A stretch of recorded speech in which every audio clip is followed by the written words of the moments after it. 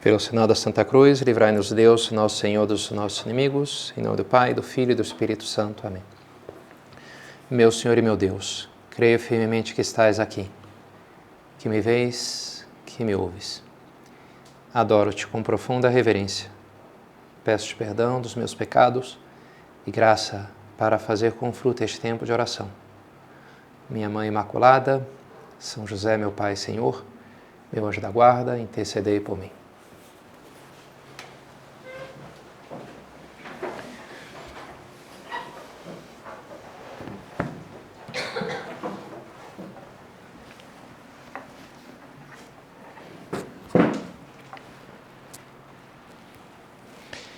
Maria escolheu a melhor parte. Vive numa sociedade, talvez um dos maiores valores da nossa época é a liberdade. E associando isso a uma sociedade de consumo, o que acontece, o que surge daí são uma infinidade de produtos, de opções de configuração. Tudo sempre foca nisso. Olha, aqui você pode escolher, você pode montar, pega essa parte, pega aquela outra, o sanduíche, você escolhe se é esse queijo, se é aquele outro. Lembro no colégio, tivemos comentando com um amigo uma aula de introdução à computação, os princípios, computadores, não era uma coisa tão difundida, mas a gente brincava que era coisa tão básico o negócio, porque começava assim: escolha um dedo. Identifique o botão de ligar o computador. Pressione com o dedo escolhido o botão. Fala, cara, não é para ser um pouquinho mais rápido? Liga esse negócio uma vez. Tem que ser tão específico. E começava com escolha um dedo, né? Deixa eu ver qual que eu escolho. Sei lá, tanto faz, né? Hoje revi um TED Talk, que acho que é mais ou menos famoso. Acho que chama-se O Paradoxo da Escolha. O pesquisador escreveu um livro sobre isso, devido à experiência que ele foi um dia comprar uma calça jeans. E aí o vendedor falou, mas que tipo de calça jeans? Você quer slim, fit, comfort, não sei o que, mega, tal, amplo, bag? Na minha época tinha calça bag. E ele falou, bem, na minha época só tinha um tipo, né? Não tem aquele tipo que... Não, agora você tem que escolher se você quer lavado com isso, lavado com aquilo, sei lá, pré-amaciado. E aí ele foi ali escolhendo e fazendo as opções e escolheu provavelmente uma calça melhor do que ele teria comprado em outras épocas, né? Só que ele saiu menos satisfeito da loja. E por que eu estou menos satisfeito? Acho que eu consegui um produto melhor. E ele escreveu um livro, assim ele escreve na palestra, para tentar entender por que ele estava menos satisfeito. E ele diz que defende que é uma coisa mais ou menos universal. Quando você tem uma multitude infinita de opções, aquilo meio que te trava. Você fica com medo de errar. Depois que você escolhe uma coisa, você fica na dúvida, bem, será que escolhi o melhor, né? Porque se tinha 20 mil opções, eu tenho que escolher o melhor, né? Tem que ser muito bom. E se não for excelente, talvez eu não fui inteligente o suficiente, eu não fiz a melhor escolha. Estou indo para São Paulo domingo e lembrava, eu vou visitar a minha irmã, depois tenho que ver ali, fiz uma simulação do tempo que vai levar para ir lá na casa do retiro que eu vou pregar. E falando quando surgiu o Waze, esses aplicativos, uma pessoa de São Paulo mesmo, né, que é a coisa do tráfico, especialmente do trânsito, é especialmente dramática, né, para quem já morou em São Paulo sabe. Ele dizia como ajudou esse negócio, esse aplicativo, porque agora, assim, você até quem clica lá e vê, vai demorar 1h30, e São Paulo isso é super normal, né? Mas pelo menos você fica tranquilo, porque você sabe que está no caminho que é o melhor e você já sabe, já gera uma expectativa, ajusta a tua expectativa. Bem, 1h30, beleza, vou colocar aqui uma música, vou escutar, né? A nona e a 11ª sinfonia de Beethoven, sei lá, e vou para casa, sei lá, mais ou menos tranquilo, com essa perspectiva, né? Que vai ser isso daí, né? E você não fica naquela tensão, será que não deveria ter pegado a marginal, será que não deveria ter ido por ali, por aqui, por que eu fui em vir, está tudo parado, né? Então você fica tranquilo porque, bem, você está na melhor das opções. Isso dá uma certa tranquilidade, né? A gente quer escolher o melhor. E por isso que é tão importante essa frase do Senhor, né? Maria escolheu a melhor parte. A gente vai escutar no Evangelho de domingo, mais uma vez essa cena narrada por São Lucas, de Marta e Maria, no mês de julho, no final, acho que é dia 29 de julho, é festa de Marta, Maria e Lázaro. E esse evangelho que tem duas passagens, o de São João, sobretudo quando morre Lázaro, Jesus interage com Marta, depois com Maria, ressuscita Lázaro, e o de Lucas, que é o mais famoso, o mais comentado, que é essa cena de Marta atarefada ao preparar o almoço e Maria ali sentada. E dá muito pano para manga, eu mesmo já dei uma meditação esse ano falando bastante sobre Santa Marta, né? Mas vamos voltar a essa cena, que era o tema também do recolhimento hoje, centrando mais nessa frase do Senhor, Maria escolheu a melhor parte. Porque é uma frase, se a gente pensar bem, pode nos escandalizar um pouco. Sobretudo se a gente compara ela com outra frase de Jesus. Aquela frase que já foi dita, o lema dos pugilistas, dos lutadores de boxe, que é quando Jesus fala que é melhor dar do que receber. Né? Acho que já, né? Rocky Balboa concorda, o Mike Tyson também, né? E é uma frase curiosa essa, porque não está nos evangelhos, né? Está nos Atos dos Apóstolos. Depois da ascensão do Senhor, acho que é São Paulo, Jesus já falou, é melhor dar do que receber, mas não está nos evangelhos, está nos Atos dos Apóstolos. Mas está lá, é Bíblia, né? Igual, né? E por que essa frase choca com a outra? Porque o que Marta está fazendo lá naquela cena, em Betânia? Ela está alimentando Jesus. Está preparando, pelo menos, a comida lá, está colocando ali o frango, ajustando ali, né? Fritando as batatas, não sei, né? Está preparando para dar, para alimentar. E o que Maria está fazendo? Está recebendo, está sendo alimentada por Jesus, né? Espiritualmente, das suas palavras. Não só de pão vive o homem, mas toda palavra que sai da boca de Deus. Ela está recebendo aquelas palavras da boca do Senhor. Marta está servindo, Maria está sendo servida. E Jesus, que antes, na frase dos Atos, parece dizer que é melhor servir do que ser servido, ele mesmo diz, não vim para ser servido, mas para servir. Aqui ele está dizendo que a melhor parte é ser servida, que é a que Maria escolheu, né? Ela escolheu a melhor parte. Não parece meio contraditório, né, as duas coisas? Como resolver? Depende.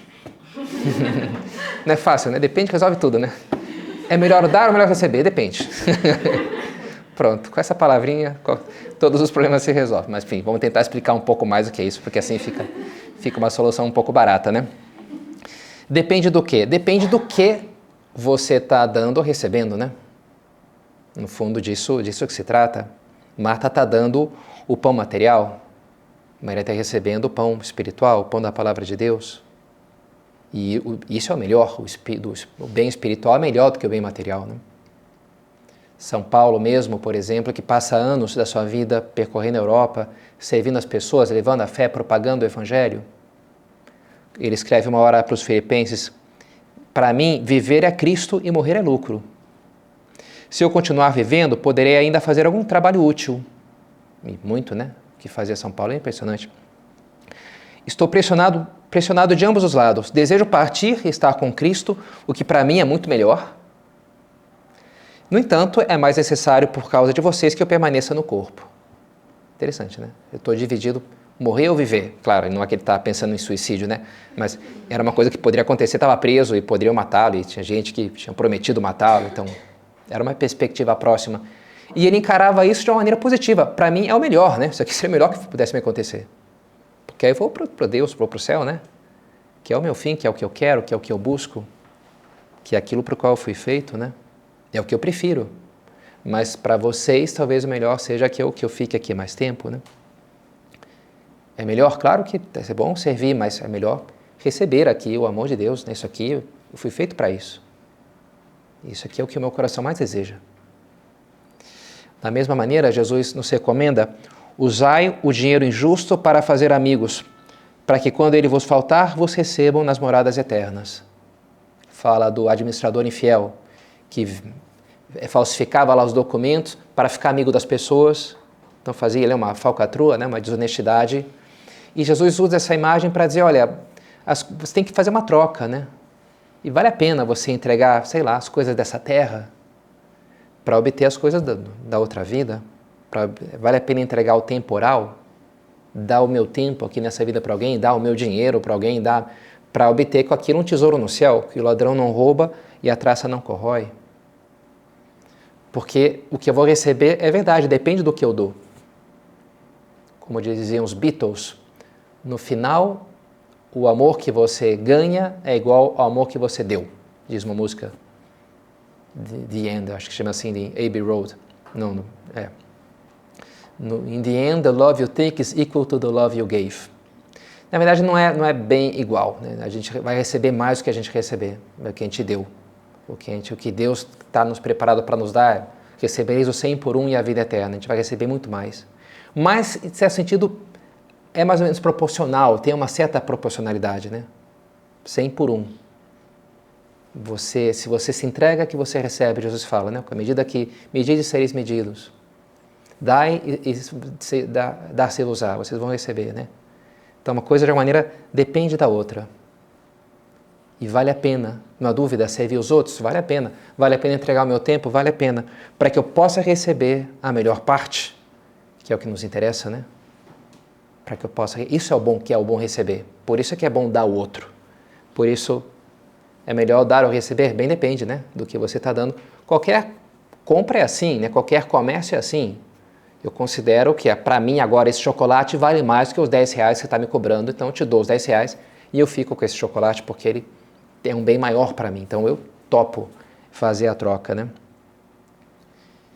Por isso, as duas coisas são importantes na nossa vida. Na nossa vida aqui, a gente vai ter que equilibrar, a gente vai ter que buscar uma e vivendo a outra, né? E viver esse dar e esse receber. Não é à toa que Jesus diz, ela escolheu a melhor parte. É que as duas são boas. O que Marta está fazendo é uma coisa muito boa. Imagina, alimentar Jesus. Imagina se te desse essa... Olha, jantar amanhã, você prepara aí, Jesus vai vir aqui, cabe a você preparar. Opa, não sei, talvez vocês ficassem um pouco apavorados, né, pelo tamanho da missão. Mas, puxa, uma super honra, né? Deixa eu preparar aqui, deixa eu ficar o tempo inteiro no YouTube vendo receitas, às vezes eu vou fazer aqui um negócio o melhor possível. É uma coisa muito boa, né? Mas o que Maria estava fazendo era melhor. Mas as duas coisas são boas, não é que uma é boa e outra é ruim. Só que as duas são boas, uma é melhor. E por isso dizia São José Maria que a gente tem que fazer as duas, a gente tem que ser as duas. Temos que ser Marta e Maria. M e M. Poderia ser. Pensei em colocar o título do vídeo da meditação, mas acho que eu me processar, ou pelo menos não ia ficar muito digno. M e M, Marta e Maria. Mas é como São José Maria resumia essa mensagem, né? Que a gente tem que estar disposto a servir e ser servido. Como é que a gente faz, então, para ser Marta e Maria? 3 respostas. Primeiro, desejando. Depois cuidar para não deixar de ser Maria e cuidar para não deixar de ser Marta.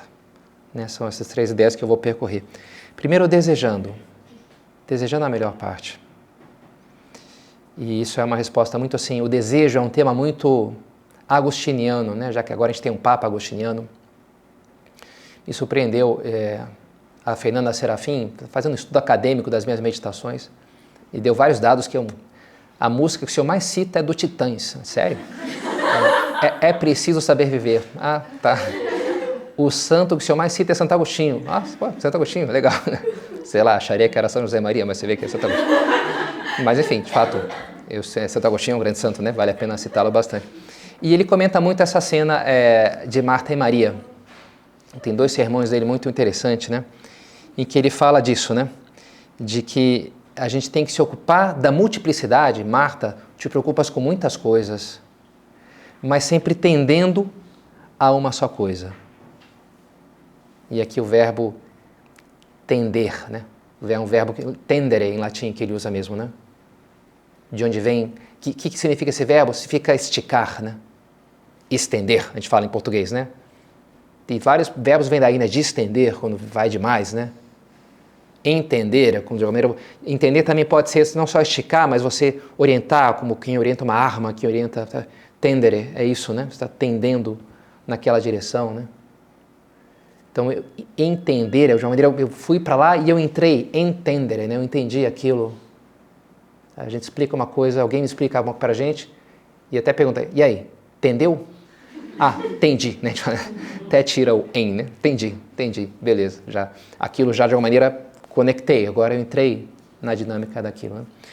E é um verbo muito assim, então, tender, ao longo da vida tender, fazendo muitas coisas. Acho que vale a pena ler um pouquinho do latim, se vocês me permitem aqui. Escreve, é um grande orador, né, Santo Agostinho. Quando in nuio secoli multitudine elaboramos, nesse tempo trabalhamos uma multidão de coisas, uma variedade de coisas, esse unum aliquid quod tendamos, que seja aquilo para o qual tendamos, porque a gente está tendendo, né? Tendemus autem aduc peregrinantes, tendemos agora que somos peregrinos, nondum manentes, ainda não permanentes, aduc in via, nondum in patria, ainda no caminho, ainda não na pátria, aduc desiderando, nondum fruendo, olha como o latim é fácil, aduc desiderando, né? Ainda desejando, nondum fruendo, ainda fruindo, não desfrutando, né? Também entendamos, portanto, vamos tender, vamos buscar, vamos desejar.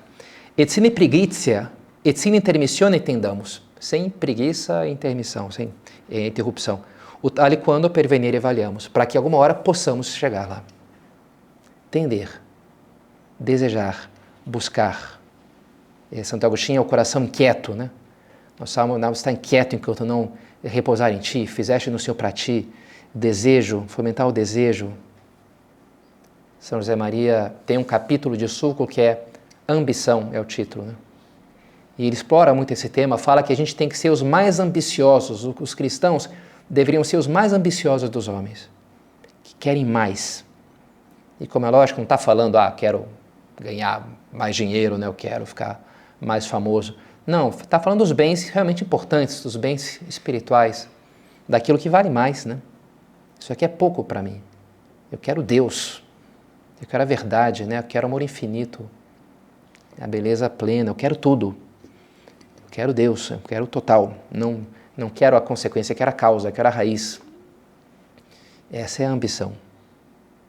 E é muito interessante, né? Essa maneira agostiniana nos coloca uma maneira muito sólida, me parece, forte, de entender a religião. Que a gente saiu completamente de uma visão assim, religião como uma série de deveres, né, que você tem que fazer, ser um bom garoto, seguir essas regrinhas aqui, e assim um dia você vai receber com recompensa, muito bem, um tapinha aqui, vai ganhar uma estrelinha, e vai para casa feliz. Não é isso, né? Tantas vezes, até na literatura do século passado, quem sabe especialmente, a gente encontra um pouco essa crítica a esse espantalho do cristianismo, né? Essa figura que não é isso, a religião cristã autêntica não é isso, né? Mas poderia acabar sendo para alguns de nós. Se a gente colocasse demais sublinhado no Marta, né? No dever. Tem que fazer aqui, tem que ser. E deixasse de lado Maria, a parte de Maria, o foco do cristianismo como um dom, que eu já recebo, Deus nos amou primeiro, e que eu estou chamado a receber ainda mais, né? A mergulhar nesse amor, nessa coisa maravilhosa, que vai ser o amor de Deus, que vai ser o céu. Chamou a atenção lendo esse ensaio, que é um ensaio muito bom, O Peso da Glória, do Lewis, C.S. Lewis, que ele começa a tentar entender o céu, e o que significa a glória do céu. E a princípio ele sente uma certa resistência, porque ele fala, mas eu entendo que você buscar a glória não é uma coisa cristã. Sei lá, é uma coisa de vaidade, né? Será que a gente tem que desejar isso? E eu lendo, eu realmente não simpatizei muito com ele. Eu falei, é claro que sim, né? Porque, não sei, me pareceu muito claro que uma coisa é a glória dessa vida, né? Que isso sim seria a vanglória, mas outra coisa é a glória do céu. Outra coisa é a alegria de Deus, né? A glória que Deus vai nos dar, que é algo que está muito no nosso coração, não tem nem como tirar isso daí, né? Eu acho que um texto que ajuda, e me ajudou muito a me situar diante dessa questão, é um ensaio do Piper, Joseph Piper, O que é o Amor. É um texto maravilhoso, acho que eu li umas 10 vezes durante a faculdade, lá indo no ônibus, porque é curto, mas é muito redondo, assim, né? E o conceito dele de amor é esse, é aprovação. Quando você ama algo ou alguém, chocolate amargo, né? Você está dizendo que bom que existe o chocolate amargo, né? É uma coisa boa, né? Que isso aqui existe, o mundo é melhor com chocolate amargo. Enfim, pode ser com uma outra pessoa em geral, é mais nobre amar uma pessoa do que uma comida, né? Mas é um ato de aprovação, diz ele, né? E é claro, então você entende que ele fala qual que é o único Deus, a única pessoa que ama com plena eficácia é Deus, porque Deus ama criando. Ele dá o ser quando Ele nos ama. Ele pensa em nós e nos cria. Ele dá, porque é bom que vocês... Então vai existir mesmo. E nos cria, né? Criou e viu que era bom. Portanto, a nossa vida nasce daí, de um ato de amor a Deus, e foi feita para chegar nesse muito bem, servo bom e fiel, entra na alegria do teu Senhor, né? Que é a aprovação última que a gente vai receber de Deus, queira Deus, né? No céu. E a gente foi feito para essa aprovação, a gente foi feito para esse amor. É impossível tirar essa sede de aprovação do nosso coração, essa sede de glória. Não tem nada errado com ela, né? Mesmo a pessoa que vai para o inferno continua com essa sede. E aí está todo o seu tormento, porque ela nunca vai ser capaz de saciar esse desejo seu. A gente tem isso, está muito arraigado, né, no nosso DNA. Por isso, eu confesso que, assim como Lewis teve uma certa dificuldade com esse conceito de glória no céu, eu tive uma certa dificuldade com a conhecida ladainha da humildade. Sabe essa ladainha, né? Por quê? Porque ali no meio, logo no começo diz, do desejo de ser amado, livrai-me, Senhor. E eu falei, não, livra não.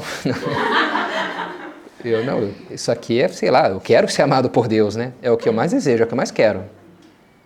Então, como é que eu vou pedir livre do desejo de ser amado? Não, isso aqui é, né, o mais constitutivo meu, a grande mola do meu ser. Enfim, eu fiz as pazes e rezo, em concreto hoje rezei, hoje ela, entendendo bem, do desejo de ser desesperadamente aprovado dos demais homens, livrai-me, Senhor. Então, aí tudo bem, isso aqui é bobagem, né?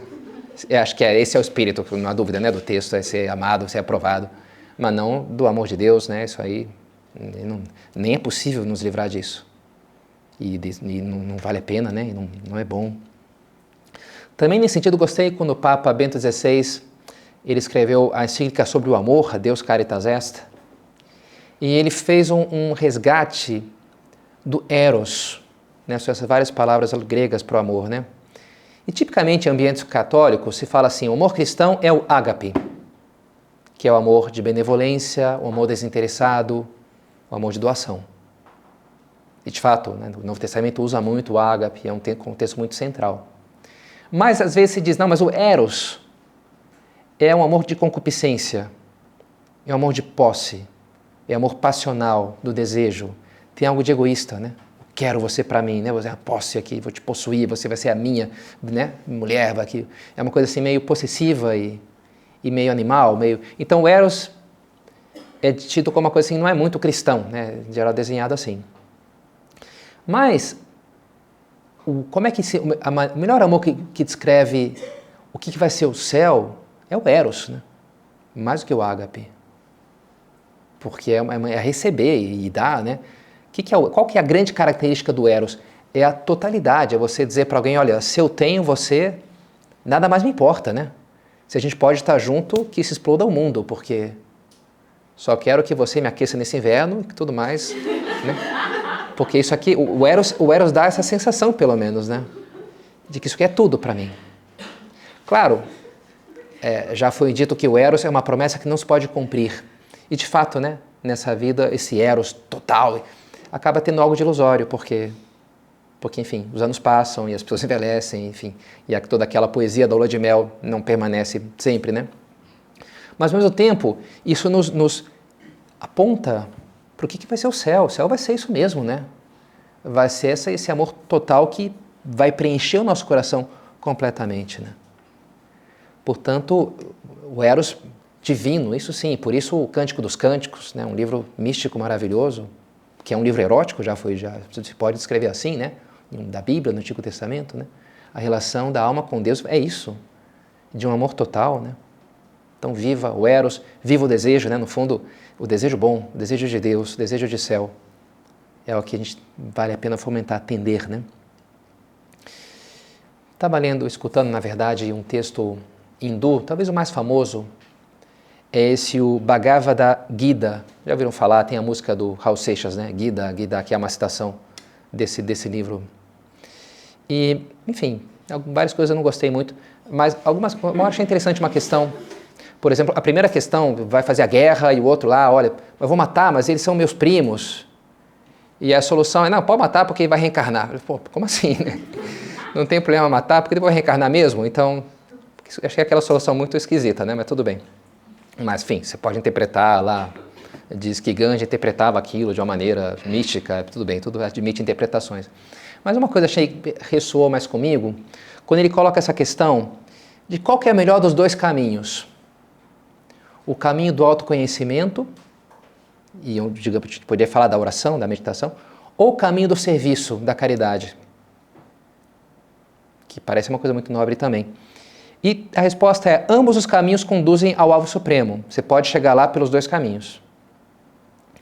No entanto, a arte da verdadeira renúncia, ou seja, a caridade, a entregar-me aos outros, servir aos outros, é algo difícil de ser conquistada sem a prática do Karma Yoga, ou seja, sem a prática da oração. A gente diria sem um plano de vida espiritual, né? Os sábios que se dedicam a harmonizar os dois caminhos, o da ação e da renúncia, alcançam o nirvana muito mais cedo que os demais. É interessante, isso é verdade, né? Essa vida sempre você vai ter que harmonizar, mesmo na vida mais contemplativa. Não sei se vocês viram esse filme O Grande Silêncio, acho que chama-se assim, sobre a cartucha, a primeira cartucha na França. É um filme 2h30, 3 horas. E a primeira 1h30 não tem zero de diálogo, é só filmando lá os monges, cartuchos com luz natural. E foi um filme que na Europa fez muito sucesso, né? Eu não fui para o cinema para assistir, e é muito impactante, interessante. Mas até lá tem lá um monge que vai lá para pegar água, o cano lá que saiu para ter água ali no mosteiro. Tem o econômico que está lá cheio de contas para querer pagar. Entrou lá no mosteiro e está lá tendo que pagar, fazer pix lá para, né, pagar a conta. Não sei, mesmo a vida mais assim contemplativa, tem sempre alguma coisa prática que é preciso resolver, né? Sempre vai ser preciso harmonizar. E mesmo a vida mais ativa só vai ter sentido pleno se tiver vida de oração. Esse livro, A Alma de Todo Apostolado, me fizeram ler 2 vezes esse livro. Elogio de cabeceira do Papa São Pio X, acho que era, ou São Pio XII. Mas é um livro dessa, uma verdade só. Para você ser um bom pastor, para você fazer apostolado, você primeiro precisa ter oração. Você não pode deixar de ser Maria. Se você quiser ser uma boa Marta, você precisa ser Maria, você precisa rezar. E é muito a São José Maria que a mensagem dele é a santificação do trabalho, né? Você mudar o mundo através de estar ali nos ambientes profissionais, levar para Deus. Mas, assim, cuidando uma vida de oração. Trabalho, beleza, bastante, mas não descuidar a tua vida de oração. Vivendo um plano de vida espiritual intenso, né? Só assim você vai ser realmente capaz de servir os outros, senão não se sustenta. Você só servir, você só querer dar sem receber esse elemento, né, da vida de oração, dos sacramentos, da Eucaristia, da confissão, né? Para ser Marta, primeiro ser Maria, não deixar de ser Maria. Estou fazendo um curso que chama-se Despertar da Crise de que sentido? Um professor canadense chama-se John Vervaeke, um nome difícil, né, o sobrenome dele, Vervaeke, acho que é assim. E é curioso, é uma pena que ele não tem fé, né? Ele não tem fé. E ele parece indicar que as religiões hoje perderam a capacidade de relevância para o mundo de hoje. Ele tem uma postura, se eu sou cientista, então logo eu não tenho fé. Coisa um pouco boba, assim. E a proposta que ele dá, ainda que o curso é muito bom, a proposta aliás, a resposta que as pessoas estão buscando é a revolução da meditação, a revolução do mindfulness, da meditação mindfulness. E ele mesmo ele tem tatuado aqui em hieroglifos, medita. Cara, tatuagem em hieroglifo, né? Interessante. Medita, né? E outra que ele tem concentração, uma coisa assim, bem... Ele senta lá e faz as suas meditações e para ele aquilo é a solução para a crise de sentido, né? E assim, eu não tenho nada contra a meditação mindfulness. Pelo contrário, eu conheço bons católicos que fazem até diariamente e com proveito, e aquilo lhes ajuda, né? Como uma ferramenta. Eu fiz alguma vez também e gostei. Eu não sei, não sinto tanta falta. Eu acho que por temperamento eu já estou num modo um pouco mais assim, por natureza mais reflexivo, né? Meu problema é não estar atento às coisas do dia a dia e estar muito nas estrelas, né? Então, enfim, cada um tem as suas lutas, né? Mas eu achei interessante porque ao mesmo tempo que eu escutava esse professor falando, olha, a solução para a crise de sentido é a meditação mindfulness, é o yoga. Naquele mesmo dia me chegou um e-mail de um rapaz lá do interior de São Paulo, dizendo, Padre Pedro, siga suas meditações, comecei há alguns anos, comecei a praticar o yoga, e aquilo me ajudou e me abriu mais assim a buscar mais sentido para a vida, mas um tempo depois de uma hora cheguei que aquilo não era a resposta suficiente, e aí comecei a me deparar com a fé cristã e agora, né? E fui pensando, nossa, são vários caras que falam comigo, moças não tanto, mas homens muitos, que vieram do yoga, chegaram à fé, entraram para o yoga como técnica, meditação, e depois sentiram que aquilo tudo bem, é uma ferramenta que até auxilia, mas aqui não tem respostas, né? As respostas que eu preciso, que é o que realmente vai dar sentido para a vida. E chegaram na fé, né? A gente precisa, né? Isso é uma coisa boa, não é uma coisa ruim, mas não são suficientes, né? E por outro lado, o que dizer para o que diz o John Vairevak é que a religião de hoje perdeu o sentido, a capacidade de relevância? Bem, talvez uma resposta para ele fosse a própria mensagem de São José Maria, que dizia isso de uma maneira, dizia, olha, a gente não pode ser beatos, a nossa fé não pode ser uma fé de beatos, de pessoas que têm uma piedade vazia, que depois a vida não tem nada a ver com a sua oração, com a sua missa. São José Maria falava muito disso, né? Já foi dito que a mensagem dele é o materialismo cristão, de você entender o valor das coisas materiais, mas isso sim, com um sentido sobrenatural, né? Uma só coisa necessária, disse Jesus para Maria, então por que eu vou me ocupar do meu trabalho, da família? Então, bem, por um lado, porque essas coisas ainda são necessárias, também são necessárias, e por outro lado, como disse São José Maria, porque a gente vai procurar transformar essas coisas em oração. E aí sim elas vão, né? Uma só coisa necessária, Maria escolhe a melhor parte, não lhe será tirada. O que eu transformo em oração não me é tirado, mas de alguma maneira permanece, né? É o que o ladrão não rouba e a traça não corrói. Ganha um valor sobrenatural, né? Fica, me santifica aquilo que eu faço por amor a Deus, aquilo que eu faço com esse sentido sobrenatural. E é o que a gente quer fazer, né? Fazer muito bem as coisas, como Marta se empenhava em fazer, com entrega, por amor a Deus, tendendo a Deus, e por outro lado, sim, fazê-las por amor a Deus, com esse sentido sobrenatural. As duas coisas, né? Que é assim que elas vão nos levar de fato para Deus. Bem, para terminar, vamos pensar, como é lógico, nessa outra Maria, a quem vemos se ocupando por anos, como Marta, de alimentar Jesus, de vestir Jesus, de limpar, né, a casa, o quarto dele. Nossa Senhora, que é o exemplo perfeito da santificação da vida ordinária. Nossa Senhora não publicou livros, não tinha um canal no Instagram, não deu, né, um perfil, não deu nenhum discurso na ONU. Foi uma dona de casa, mas uma dona de casa tão boa que Deus fez dela a imperatriz do universo inteiro. A dona do mundo, né?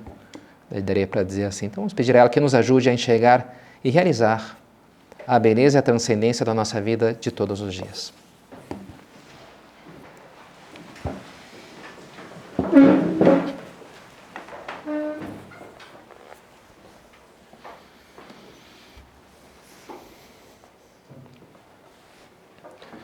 Dou-te graças, meu Deus, pelos bons propósitos, afetos e inspirações que me comunicaste nessa meditação. Peço-te ajuda para os pôr em prática. Minha Mãe Imaculada, São José, meu Pai e Senhor, meu anjo da guarda, intercedei por mim.